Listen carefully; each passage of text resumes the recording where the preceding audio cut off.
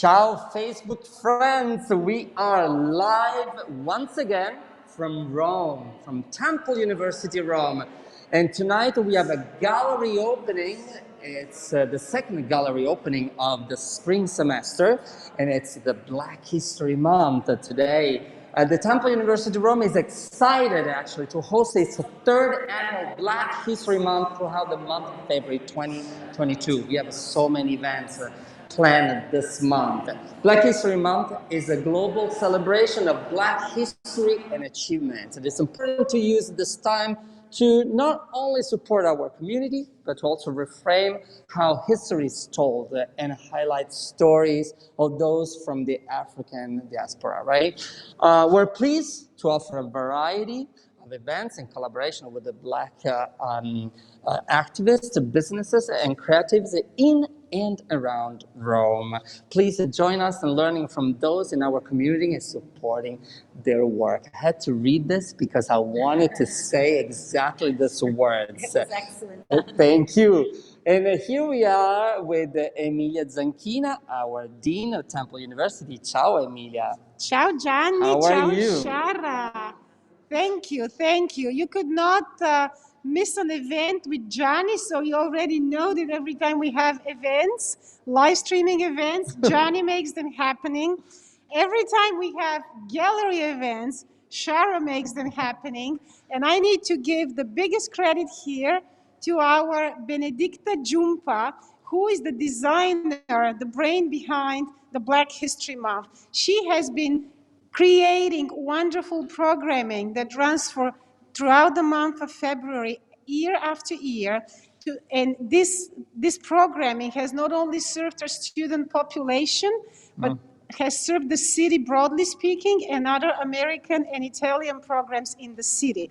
Needless to say, Black History Month is a time to commemorate, to reinvent, to talk about the experience of a very important legacy of American culture. But here in Europe, this is no less important. And we're extremely happy that by bringing students here and having a Black History Month with local artists, local activists, and local organizations, we enrich their perspective of racial issues, of ethnic issues of discrimination and lack of inclusion. So we feel like, what they see here is something unique, and it's something that adds on to anything they might have already know about these topics and care about. So we're making them consider another perspective.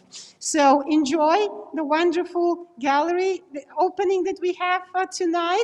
You'll meet the artist shortly. But before that, I would like to give the word to Shara. And again, a shout out to Benedicta. Give her the thumbs up. Bravo, Benedicta. Thanks, Emilia.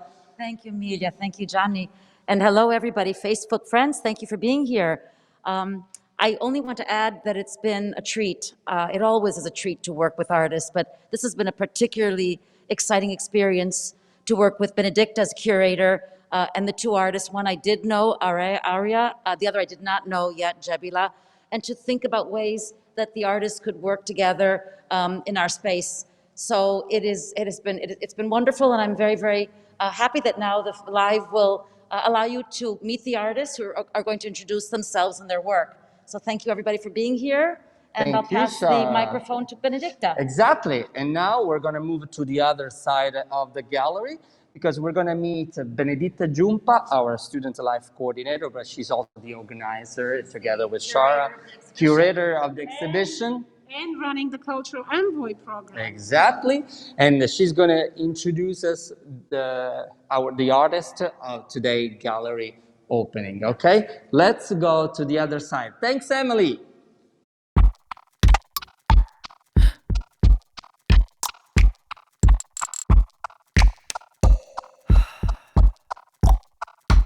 Ooh.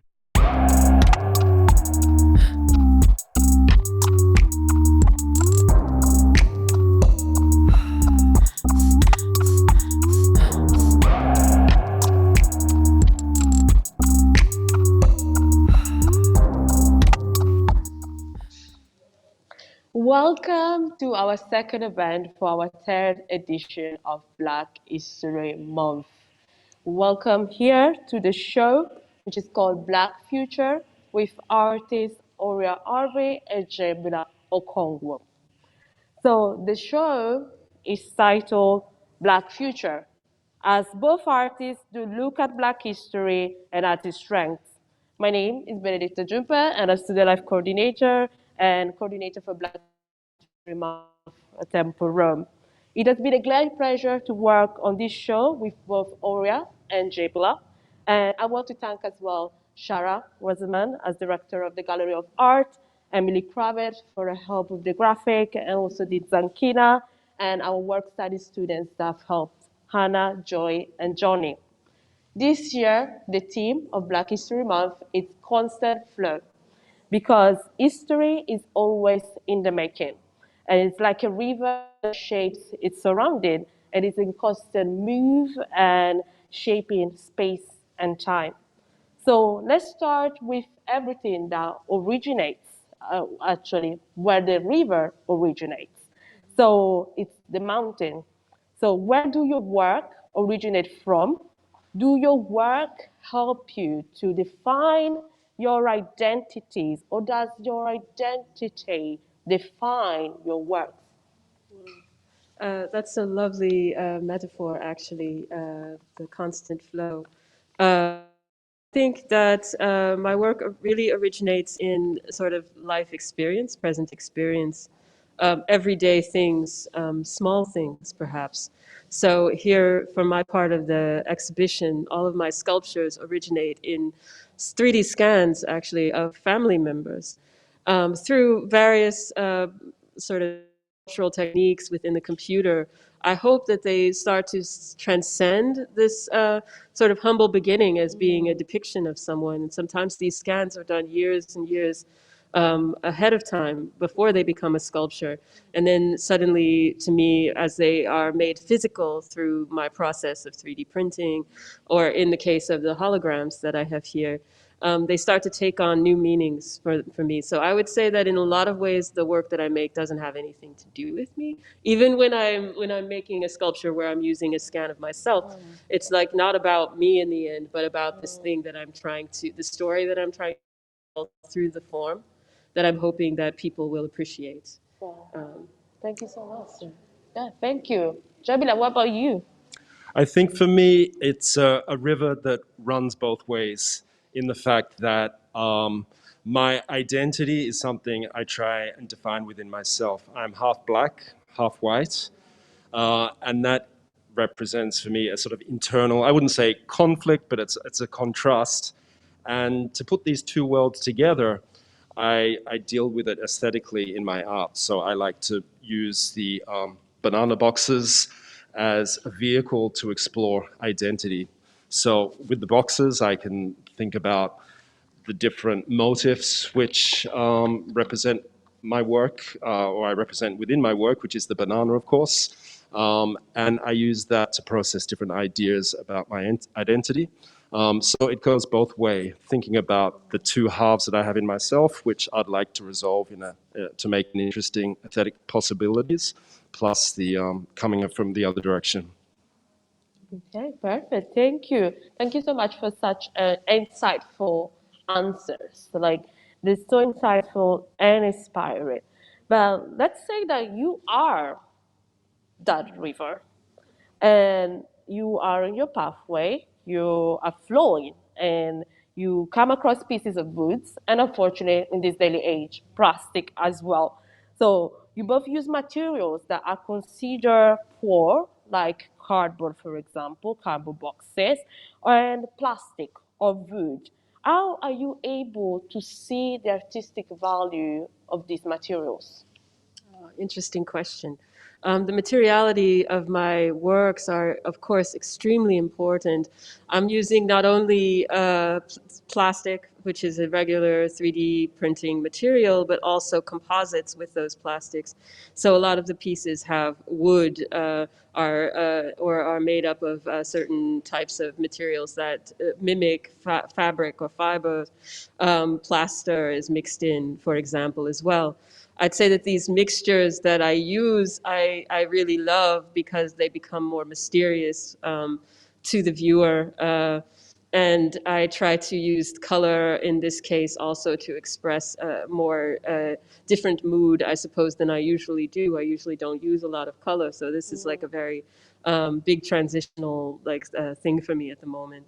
But I think thematically also this notion of being an African American and also being a mixture, you might say, the fact that I'm using themes of Greco-Roman mythology. I'm also using African shapes and specific sorts of iconography to represent that mixture, you know, much like my materials are mixed, I guess. These kinds of borrowings and these kinds of sort of materials that I'm using are important because they're the materials that I can produce on my own, you might say. Also, the 3D printers that I have in my studio, for example, you know, it doesn't require like a huge foundry or something like this. So the entire production from start to finish, from the scan to what I do with it in the computer to the output, are all under my kind of influence, and I really love that. Yeah, thank you.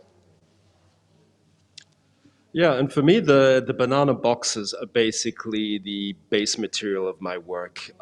It was just something I discovered by chance. I was thinking about identity, and I was thinking about the concept of exoticism. And the exotic is a Western construct which is imposed on people which come from the other, let's say. So I was thinking a lot about that, and at that moment, I found a banana box. And what made it special and precious for me was the fact that it had amazing colors. It had beautiful compositions. The graphics on the boxes very particular. It's very characteristic. And perhaps even more important than that is the fact that the banana boxes for me are a vessel. They have so much history, having come back from South America and the Caribbean, which is the places where the slaves from Africa were originally shipped to. So the banana boxes represent that return voyage. And literally, they've passed across the waves, they've been on boats, and that is what, to me, gives them the precious quality. It's the history, it's what's behind all of that, plus the aesthetic qualities as well. Yeah, thank you so much for both answering these questions. And I feel I always get more insight into the work, despite working on the show. I feel like hearing from you, I can get even more insight. So my understanding of both your works is that you're redefining the gaze of Black histories and Black bodies by criticizing the past directly or indirectly. And you also look at the future. So this river is about to meet the sea. What does Black future mean to you, and how do you envision it? I really loved this notion of when we were talking about Black History Month, not thinking about it like historically and really thinking about the now in a sense, but in that way also it becoming about this future. A lot of the things in the show that I'm presenting, like I said, are 3D scans of people I know, of family, but they were taken so long ago. You know, these people have gone on and had different lives since the time that I captured their form. To me, it was sort of like putting them into this kind of, for lack, even though I'm making it now, futuristic materials. You know, holograms always seem to say something about the future. This notion of creating a materiality out of something that is purely virtual says something about the future. So perhaps it's like a bit on the nose, but it's like, for me, this was thinking about the future that these, you know, the time in which they were captured, a frozen real moment, you know, that always exists, but at the same time thinking about their future through this past capture. I don't know, this was a very poetic thing for me while making these, producing these sculptures. Thank you. So when I'm thinking about the future, for me, it comes from the sense I look way back to the past, not to slavery and the trauma of slavery, but I look even further back to the qualities of traditional African art. And I think the resonance and the density that comes from African art is the fact that it is associated with ritual, it's associated with shamanism, and all the alternate dimensions and realities that traditional African art refers to. And I think there's something very important for us in the future. Perhaps we need to be looking at these sort of ideas of returning to the sense of ritual, and new possibilities and new revelations which are possible by looking at what we can learn from these, these ancient African practices within African art and culture and spirituality. So that's what I refer to directly in my work. For example, when I make my divination paintings, it's all about using the process of shamanism to create the work itself. Or when I make my banana sculptures, they refer to totems or ritual objects which might have been representing spirits or deities or gods. And I think that's where we can find positivity and we can find directions towards the future. That's great. Thank you so much for this conversation. But the conversation will keep on going because we will have the opportunity to explain the work to the public that is here and also to the one here via Facebook. So let's go to the first room. This is kind of this suggested pathway to better understand this exhibition. So we'll start from the past to then go into the future. So let's start over here. So the first work that we'll see is the one from Jebila. And please, Jebila, go ahead and describe your work. And yeah, please go ahead. Yes. Okay, so this is one of my divination paintings, which I was just talking about. in which the image is composed by triangles of banana boxes. This is actually an oil painting. Perhaps we can look at this wall here, and we can see where the works originate. This is a collage which is made from banana boxes, two different boxes which have been cut up and reassembled randomly to create the image. So this is where I've used the process of African shamanism, let's say, by randomly picking some objects to resolve a problem, which is perhaps what the African shaman would have originally done. And by putting them together, transcending my own ego, let's say, to create an image which comes from another dimension, I'm looking for answers to possible problems or realities. And in this painting, which would look at, is where I've done the same image, which has originated from a collage, but has then been painted in oil paint, which is a very traditional Western artistic practice. So again, I'm bringing the qualities of African ritual back into a Western art tradition. So the merging of two different aesthetics, which is, I think it's very important to resolve this contrast between black and white. And so aesthetically, I'm doing it here with these two different realities coming together. Yeah.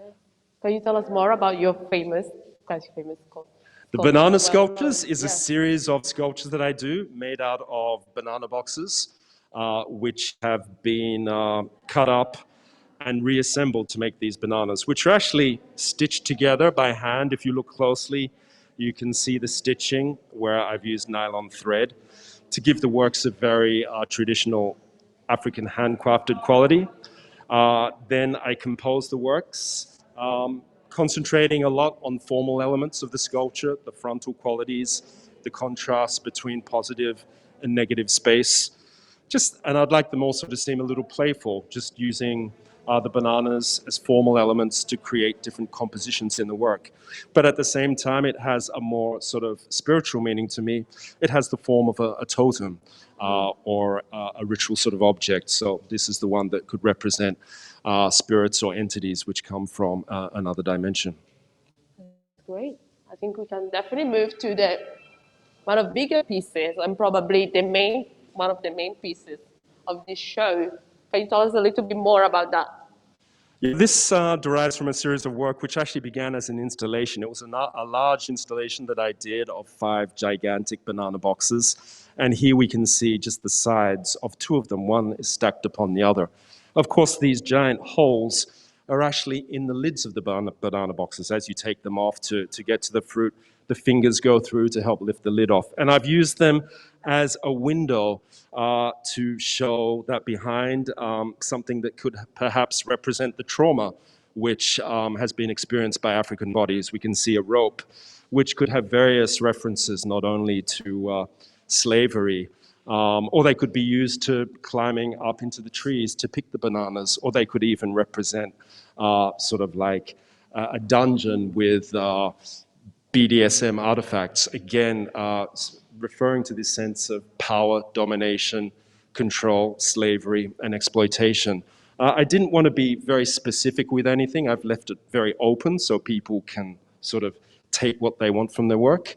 But it's important for me that I make these associations available and put them into a work which has this very beautiful tropical night scene. So in a way, sort of romanticized, but at the same time with all this beauty on the outside and the joyful bananas and the name of the banana company, you can look through these strange holes and see something that refers to another much darker reality. Yeah, thank you. So I want us to look at a work maybe that we haven't seen a pattern before. So about this work, could you tell us a little bit more about this one, which is kind of differs from the previous data we see, the motif over here?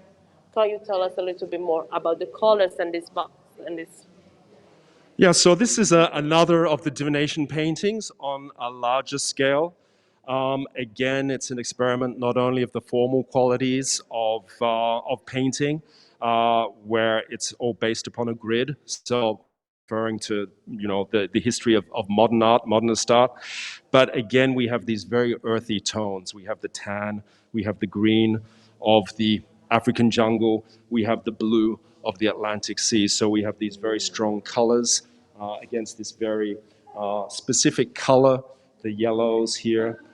So giving this very specific reference to Africa, again through the use of banana boxes, which have been two different boxes which are mixed together.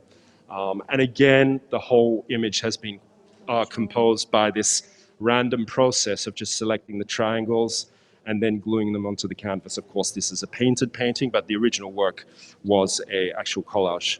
Passo alla prossima? Prossima stanza? Okay. So thank you so much, Jebila, for explaining your work. Of course, for those that are here, please do speak to him. If you haven't come yet, please do come and check all the information on Instagram and Facebook regarding Jebila that are available in the press release. Right now, we're going to move to the next room. We're going to go into the future. We're looking to the past, and now we're moving into the future with Aurea's work. Ciao, Auriea. Hey, ciao, ciao. Ciao. Can you tell us a little bit more about your work? I think we're starting from here and then. Start with the hologram. These three works, are very much about this material that I'm so in love with, which would be 3D material, polygons, actually. So all of these are 3D scans of a person, of a child, who I sort of take into my 3D studio, my digital studio, and take these scans and form these holograms. I love the act of making these for this show because the theme of Black Future is very interesting. This person, this child who I've scanned is now twice as old as this, but she's here sort of frozen in this real-time moment. And I've made them different colors to kind of get across this notion that it's no longer a photograph of someone, but it's almost like an impression that I've taken of a child at a certain moment in their development, and sort of put them in this other place, you might say. I like to think of this real-time environment that I create when I'm doing them as being this this moment that never ends. So by extension, this particular work, which is also started out in a similar way, in that it was a 3D scan of two people. In this case, they were sleeping and didn't know I was making their impression. But I saw something in that moment, much like a photographer would, I suppose. However, for me, the idea was less about the moment than it was about the composition and what I saw in that it might be once it entered into my computer and I took it through various manipulations so that it became something else, something maybe perhaps more transcendent of the two people that are there. To me, this is a pietà. It is a mother and a child in a moment, in an embrace. I've made it in various colors, using more color than I normally would, actually, to sort of get across this notion of young motherhood, and what it means to be a young mother, and in some way to be, for myself, be more in sympathy with that. Of course, again, these two people have gone on with their lives, and they're much older now. And it's very interesting that a scan and turned into sculpture can sort of start to say something more universal, something that's beyond the two people depicted, you might say. It's 3D printed, as I said, in a sort of way that I feel gets across this kind of useful notion of dressing in a way. Like, it's in a satin fabric. There's a lot of patterning going on with the clay that is holding it together. And I feel like it's a joyful piece, something that is meant to sort of talk about the joys of motherhood and youth.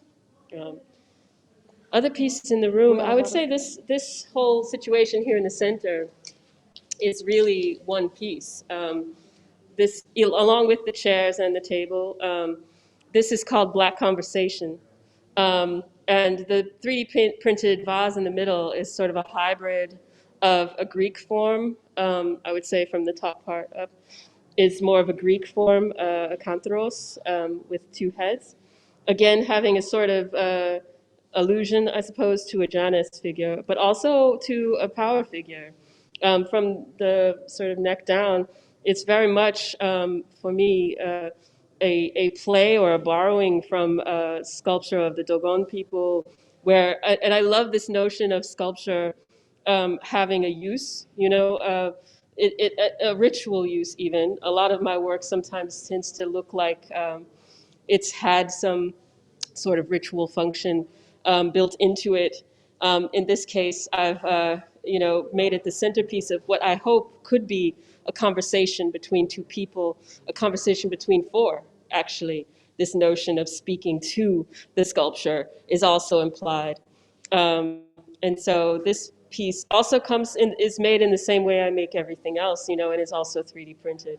But the forms are definitely more exaggerated in this case. This sculpture here is one known as Pelops, coming from the Greek myth of Pelops losing his shoulder after his father cooks him. It's taken from a scan of myself, hilariously, but once again, it's like I'm trying to tell the story through the form. The idea that someone was taken apart, the gods put back together, and in some ways, this leads to a curse on an entire family, actually. I'm going to leave it to everyone watching to look up the Greek myth of Pelops and his shoulder. But to me, telling a story in this way is not as important that people know the story. I think I enjoy sculpture precisely for the fact that you don't have to know it. You can appreciate it on so many more levels, different levels. And for me, one of the levels where this sculpture has a lot of pleasure is on its materiality and the various textures that actually I achieved quite by accident through experimentation with this sort of wooden material that I printed it in, and the clay, of course, which replaces the shoulder itself. The last piece in this show that I have is one that's actually even a mystery to me in a way. It's called White Rest. I started looking, it started out being kind of an homage, or I wanted to make my own version, let's say, of Dogon headrest. These are very traditional piece of house, something you would have in a house to lay your head on. But at the same time, it's like I took that form and these other elements to it, the horns, the hooves, all of this are sort of quotes from other sculptures that I've made. I don't know, I find it a very mysterious one. To me, it says a little bit about rage, but I still think it's got a sort of feeling of all piece about it. So I leave it to the viewer to sort of enjoy. That's great. Thank you. That's it. Thank you. Thank you so much, Auriea. And yeah, thank you, everyone. Thank you for tuning in. Please come, if you're in Rome, come and see the show till the 2nd of March. And thank you so much for tuning in today. And as Johnny says, ciao, Facebook friends. Ciao, Federico. Ciao.